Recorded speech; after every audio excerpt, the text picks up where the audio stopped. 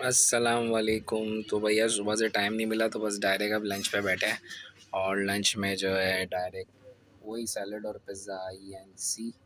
और फिर लंच के बाद इंशाल्लाह घर जाते हैं। तो आज का जो टॉपिक है रील में अपलोड कर दिया है, जिसने रील नहीं देखी तो वो रील देख ले। तो आज का टॉपिक यहीं से स्टार्ट करेंगे। आज का टॉपिक है मोहब्बतें। तो आज लव स्टोरीज़ और उसके जो है थोड़े साइड इफ़ेक्ट शेयर करते हैं। तो मिलते हैं इंशाल्लाह घर जाकर। अच्छा, पिज़्ज़ा INC के बारे में बताता चलूँ यार, बड़ा टाइट पैन पिज़्ज़ा होता है इनका और रीज़नेबल प्राइस में। ये इनके नंबर भी दिए हुए, शहीद मिलत रोड पे है ये। और आज हमने मंगवाया भाई फजीटा सेंसेशन और सैलड। तो इनकी लव है लव। तो आप लोग भी भाई ट्राई करें, बड़ा अच्छा होता है। अब यार चीज़ का लेवल आप चेक करो, ये पैन पिज़्ज़ा है बिल्कुल सॉफ्ट क्रस्ट। जो पैन पिज़्ज़ा में अक्सर हमें शिकायत मिलती है ना, हार्ड होता है ये होता है, लेकिन नहीं, सॉफ्ट है और लोडेड होता है। अस्सलाम वालेकुम। तो भाई पहुंच गया मैं घर और बज रहे हैं रात के 10। तो अम्मी का मूड था भाई नीचे सोने का, तो हमने तखत से ज़मीन पे शिफ्ट कर दिया गद्दे पे। और ये अम्मी, क्या हाल है, क्या हाल है, तबीयत सही है? बोलने वाली ये किसने बताया? बोल रहे ना मेरी तबीयत अच्छी है। तुम्हें किसने बताया? मुझे अल्लाह ताला बता देता है। मैसेज आता है फ़ोन? ये पता नहीं। ये भी आ गई। और ये सकीने के सर पे आज खजूर का दरख्त कैसे उगा हुआ है? अबे फूल भी निकला हुआ इस पेड़ में। Hello guys. तो भाई नीचे हम सारे आज अम्मी के पास फैल फैल के लेट गए। तो अम्मी को तो आज हमने बुक कर लिया है। क्या खाना है? बोलने वाले को बना के दूँ, नमकीन कुछ बना के दूँ? बकरेगा। नहीं नहीं चाहिए। अबे बब्बन की टांग रखी हुई है, खानी है? नहीं। पाए चढ़ा दूँ? अरे नहीं भाई पागल है, टाइम दे क्या हो रहा है। टाइम हो रहा है 10 बज रहे हैं। तो भाई आ गया हूँ घर। तो अब जो है फ्रेश हो जाता हूँ थोड़ा सा, फिर बैठते हैं आज का टॉपिक लेकर, जो कि रील पे मैंने आपको बता दिया था। तो आज के टॉपिक पे फिर बात करते हैं। Hello guys. हेलो गाइस के आगे भी कुछ बोल लिया करो, वैसे तो बड़ी आवाज़ निकलती है। सकीना दिख रही। सकीना को क्या क्या चीज़ पसंद है खाने में? मुझे पसंद है। गर्दन टूट जाएगी, उठो। मुझे पसंद है खाने में कोल्ड ड्रिंक। ये तो पीते हैं। कोल्ड ड्रिंक साथ लेस लेस और चॉकलेट। कौन सी? किटकैट वाली। और और लिपस्टिक। लिपस्टिक कौन खाता है? अरे लिपस्टिक वाली चॉकलेट। अच्छा चलो भाई मिलते हैं तैयार होकर, सॉरी हाँ। फ्रेश होकर। मैं आता हूँ जब तक। और ये तो भाई आज अपना भी सर तोड़ेगी, मेरा भी। हम उसकी मोहब्बत के हकदार बहुत थे, बस मैं ही नहीं उसके तलबगार बहुत थे। यही था यकीन कि मैं ही हूँ उसके घर का इकलौता मकीन। पता चला पड़ोस से कि उस घर के किराएदार बहुत थे। वो जुदा हुई तो लगा ये कि हम ही थे गुनाहगार। तो कश लगे तो सोच बदली, वही बेवफा थी, हम तो वफादार बहुत थे। फिर हर किसी से होने लगी हमको मोहब्बत, शायद उस ज़माने में हम सबके मददगार बहुत थे। तो गाइज़ ये अभी अभी मैंने लिखा था, इसलिए याद नहीं थी, देख देख के पढ़ी है। तो मैं ऐसे ही था भाई, शायर मिजाज। ऐसे ही नहीं, मैंने रेडियो पाकिस्तान में वक्त गुजारा। वहाँ पे मैं स्क्रिप्टें लिखता था, खाके करता था। फिर मैंने अपने थिएटर भी करे और ख़ुद लिखता था। मैं बहुत अच्छा स्क्रिप्ट राइटर हूँ, मेरी 2-3 स्क्रिप्टें लिखी हुई रखी हुई भी हैं, लेकिन अब दिल नहीं करता। तो लिखता बहुत अच्छा हूँ और समझने वाला होना चाहिए। तो शुरू करते हैं आगाज़ कहानी का। और उससे पहले मुझे आप लोगों से यार शिकायत है कि आप लोग वीडियो देख रहे हो, लाइक भी कर रहे हो, सब्सक्राइब भी कर रहे हो। तो यार बहुत सारी सपोर्ट की ज़रूरत है, बड़ी मेहनत से वक्त निकाल के बनाता हूँ। अभी भी रात को 10:30 बजे घर पे पहुँचा हूँ, इस टाइम रात के 12 बज रहे हैं और मैं आप लोगों के लिए व्लॉग बना रहा हूँ। सुबह 9 बजे मुझे काम पे भी जाना है, तो यार सपोर्ट कर दिया करो। कहानी का आगाज़ करते हैं जल्दी से। तो भाई पहली मोहब्बत जो हुई ना, वो मुझे हुई 14 साल की उम्र में। आप सोच रहे होगे छोटा था, लेकिन वक्त सबको बड़ा कर देता है। तो मोहब्बत 14 साल की उम्र में वो मोहब्बत नहीं, दोस्ती हुई। और 2.5 साल बाद पता चला कि हमें मोहब्बत है।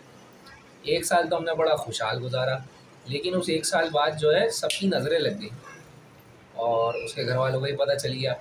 एक ही बिल्डिंग में रहते हुए हम लोग 3 साल एक दूसरे को देख नहीं पाए। उसका स्कूल जाना बंद, उसका कोचिंग जाना बंद, मेरे साथ घूमना फिरना बंद, सौदा लेना बंद। तो चीज़ें लेने जाया करते थे हम लोग, सब बंद। तो मेरी हालत ये होती थी, भाग दौड़ करी, काम शाम किया, आए वापस। और सीढ़ियों पे मेरे पास उसका मोटरोला L6 हुआ करता था। और L6 वो था जिसकी अपनी मेमोरी होती थी कुछ, और L7 उसका आया था जिसके अंदर मेमोरी कार्ड लगता था। तो मेरे पास L6 था।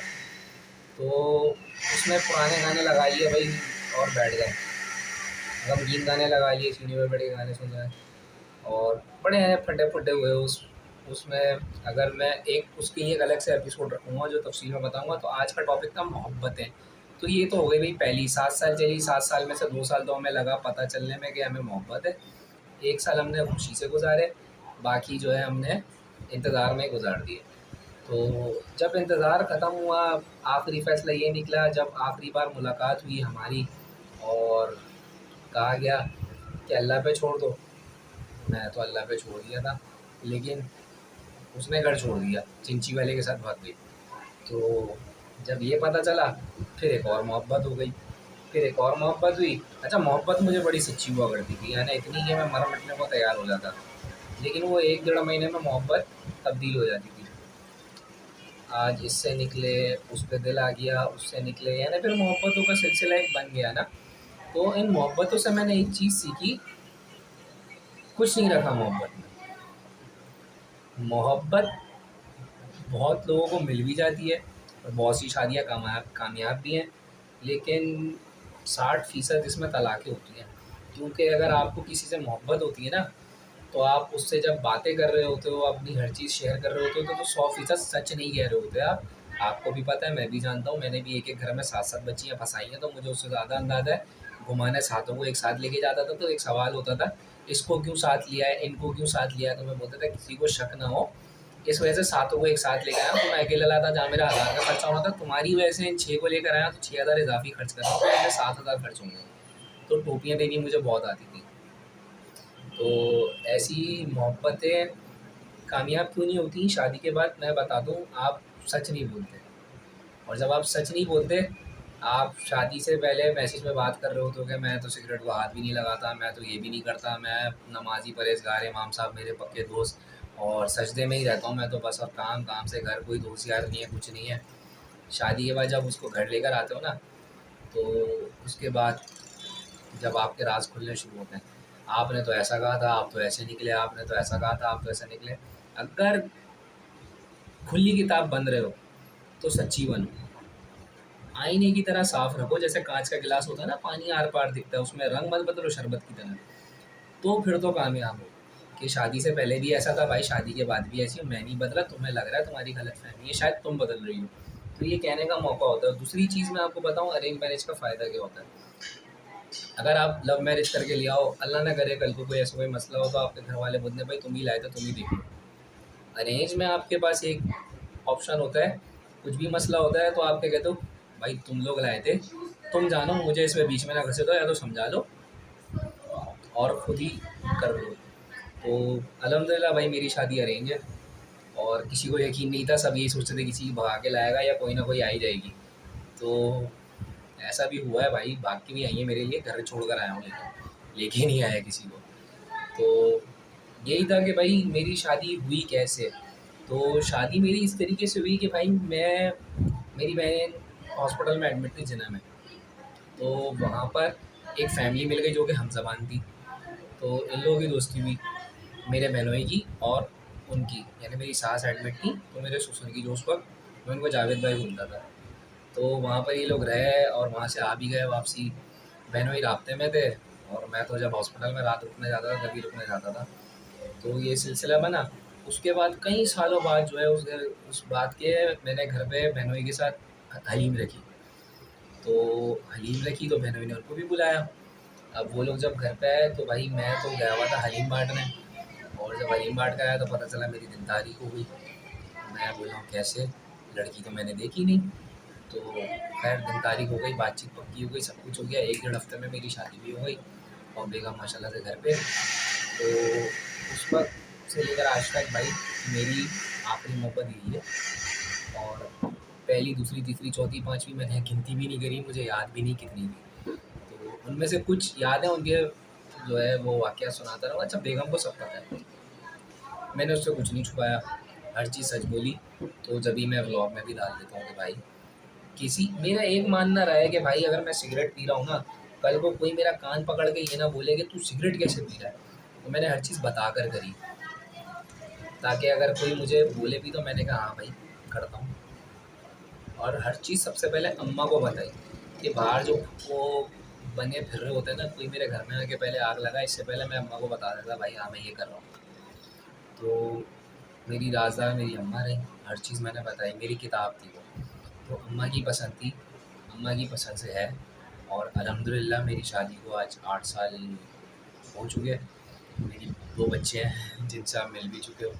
तो कहने का मकसद ये है कि आजकल जो सच्ची मोहब्बतें लड़के कर रहे हैं और ये जो हाथ-वाथ काट लेते हैं, ये वो सब कर लेते हैं, तो भाई ये सब काम करके छोड़ चुका हूँ, उसमें कुछ नहीं रखा। तो बेहतरी वही है कि माँ-बाप की मर्ज़ी से करो, माँ-बाप की ख्वाहिश से करो, माँ-बाप की चाह से। तो बहुत अरमान होते हैं। मैं अपने बच्चे पाल रहा हूँ ना, तो मुझे पता है कि यार मैं इसके लिए ऐसा करूँगा, मैं ऐसे करूँगा। मैंने कभी, जब तक खुद बच्चा था जब तक सोचा नहीं, और जब खुद के बच्चे हुए तो अब समझ में आती है कि यार माँ-बाप जो करते हैं सही करते हैं। तो वो तुम्हारे लिए गलत फ़ैसला नहीं करेंगे भाई, दुश्मन नहीं है, तुम्हें मोहब्बत से जुदा कर रहे हैं, ये वो जो फीलिंग आ जाती है ना तुम्हारी, ये गलतफ़हमी है। तो वो बहुत अच्छा सोचते हैं और बहुत अच्छे के लिए सोचते हैं और बहुत आगे की सोचते हैं जो तुम नहीं सोच सकते।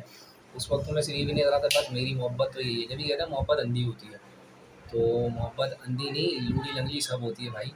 जिसकी हो गई कामयाब हो गई, ठीक है, आपका नसीब, अल्लाह ताला इसको ऐसी कामयाब रखे। लेकिन मशवरा यही है कि लड़कियों के चक्कर में नौकरियां ना छोड़ो, नशे में ना पड़ो, और लड़कियों के चक्कर में पूरी पूरी रात जाग के अपनी ज़िंदगी तबाह मत करो। अपनी पढ़ाई पे ध्यान दो। देखो जब पैसा होगा ना, और जब अच्छा कमा रहे होगे, अच्छी तालीम होगी, भाई जिस लड़की पे हाथ रखोगे वो तुम्हारी है, ये तो नोट कर लेना। और उसके अलावा अगर जेब में रुपया नहीं है, हमारे यहाँ वो बेंगलुरु मिसाल लेते हैं, जेब में नहीं है ढेला देखने चले मेला, तो वही वाला हिसाब होता है। जब तक लड़की को नीड है, उसको कोई अच्छा लड़का मिल नहीं रहा, तो वो आपसे टाइम पास कर रही है, आपसे मैसेज पे लगी है, उसका दिल नहीं लग रहा, घर में टीवी नहीं देखा जाता तो आपसे बातें भी कर रही है, घर में सब सो रहे हैं, उसको नींद नहीं आ रही तो आपसे कॉल पे ही बात कर रही है। अच्छा, आप जब उसको फ़ोन करो उसका नंबर बिजी जा रहा हो, आप बोले इतनी रात को यार तुम्हारा नंबर कब से, आप पागलों की तरह मिलाया जा रहे हो, मिलाया जा रहा हो, मिलाया जा रहा हो, पागल मैंने दबा के बोला, वरना मैं चे का लफ्ज़ इस्तेमाल करता, मिलाए जा रहे हो। और वहाँ से 3-4 घंटे बाद जो है वो आपकी कॉल उठाई जाती है और वो आया जाता है, वो खाला का फ़ोन आ गया था, अम्मी से बात कर रही थी, अब बोलता है मैं दिल में, हाँ मैं समझ गया था लेकिन तुम्हारी याद आ रही थी इसलिए फ़ोन में, दिल में तो आता है, लगी होगी किसी और से, तो वाकई में किसी और से लगी होती है भाई, आजमूदा तजुर्बे से बोल रहा हूँ। तो ये खाला और वो जो रात में फ़ोन आता है ना, वो दिन भर भी बातें कर सकती हैं, रात में 12 के बाद सिर्फ पैकेज चलते हैं और पैकेज में तुम्हें पता है क्या होता है। तो ये चीज़ें तो छोड़ दो। और बाकी रही नंबर बनता, पूरी रात मोबाइल चार्ज पे लगाना भूल गई थी, लाइट नहीं थी, ये नहीं थी, तो भाई सिर्फ तुम्हारे पास 3-4 समय नहीं है, उसके पास भी होती है, सही है। वो भी कराची में रहती है, रोटी को रोटी बोलती है, हप्पा नहीं बोलती, पानी को मम नहीं बोलती, पानी पीकर ही बोलती है, पर पीती है। तो ये चीज़ें हैं।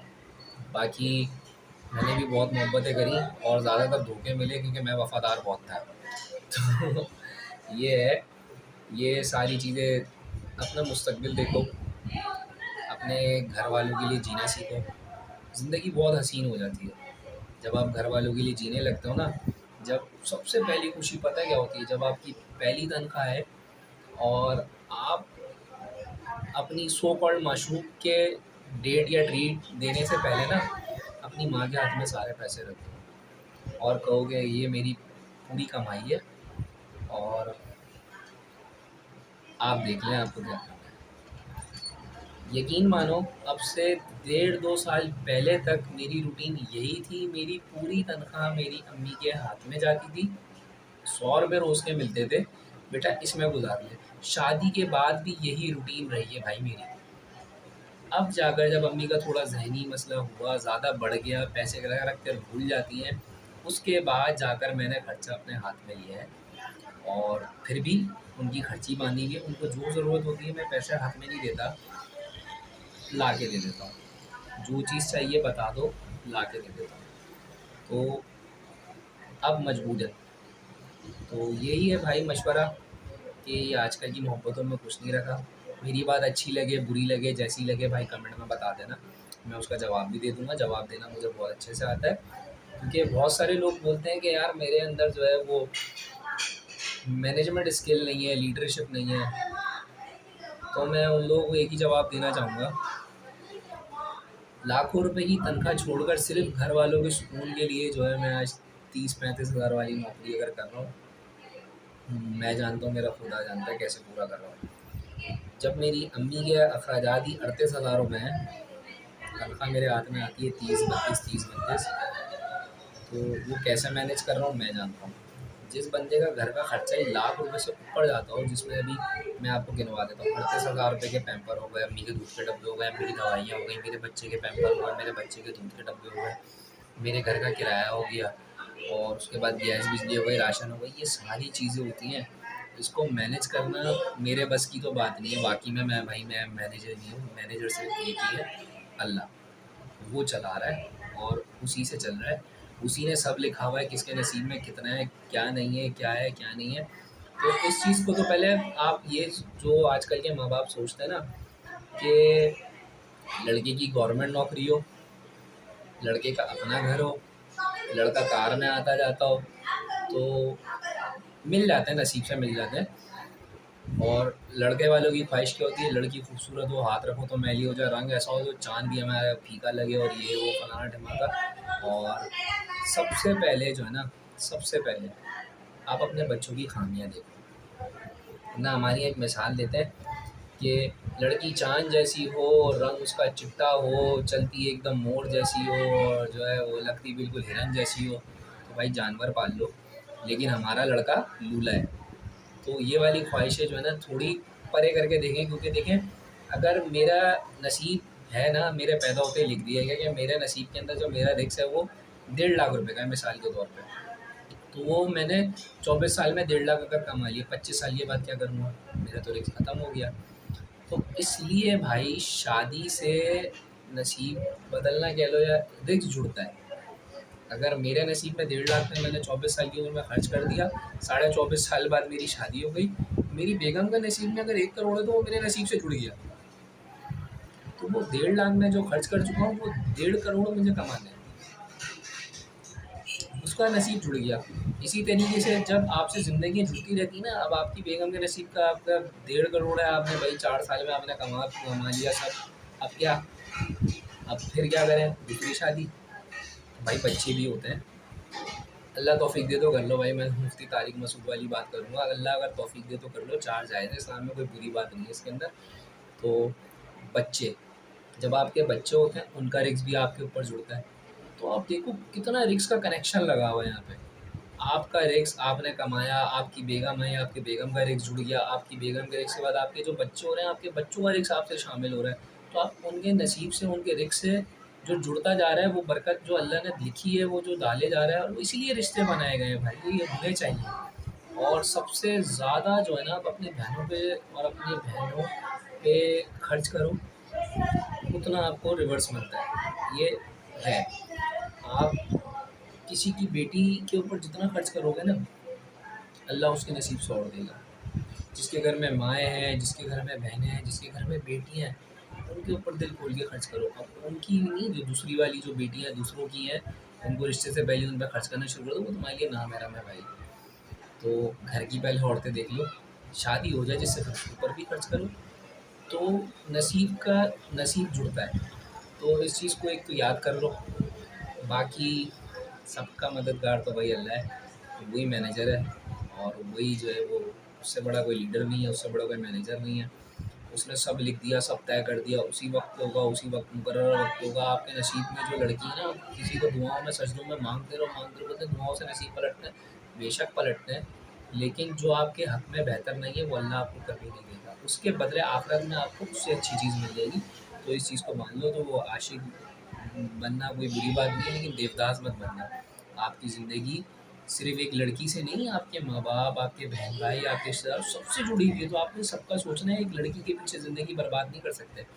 तो मैंने भी 7 साल कर लिए बर्बाद, लेकिन घर को देखता रहा, घर को पीछे नहीं छोड़ा।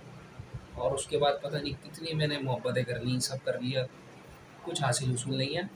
उल्टा जब आप मालदार होते हो तो मोहब्बत छूटने के बाद पता चलता है कि आप मालदार नहीं, आप कर्जदार हो गए।